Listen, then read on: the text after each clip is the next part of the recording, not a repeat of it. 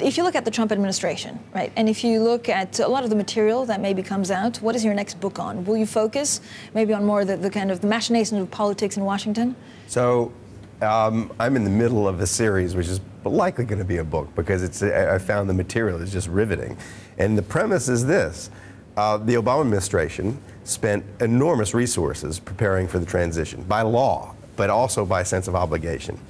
You know, hundreds and hundreds of people were deputed for the better part of a year to prepare every agency for the next people coming in, because our government is a strange government. It's 2 million people in it, but there are 4,000 people who are politically appointed who run it. So the head gets lopped off every 4 years and new people come in. And what's supposed to happen is the day after the election, into the Department of Treasury, into the Department of the Energy, into the Department of Agriculture, like 20, 30 people are supposed to roll in and get briefings. There are briefing books set up, there are people waiting to talk to them.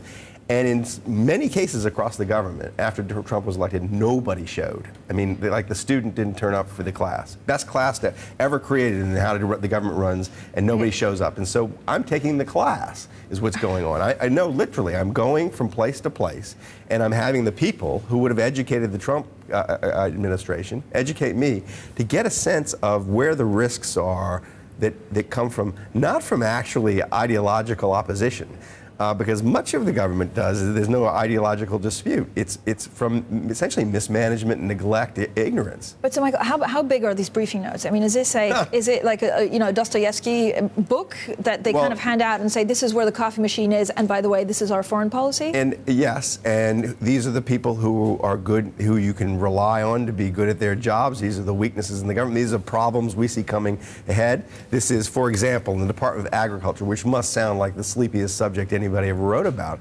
But I would manage to persuade Vanity Fair to put 13,000 words about it in their magazine because it's actually riveting. They're sitting there trying to deal with, for example, how we're going to grow crops in a different climate. You know, a $3 billion a year science budget largely devoted to long-term food production problems. And there are a lot of people who really know about this problem who are managing this budget into this job, replacing a distinguished agricultural scientist. Trump rolls a right-wing talk show radio host from Iowa with no background in science at all.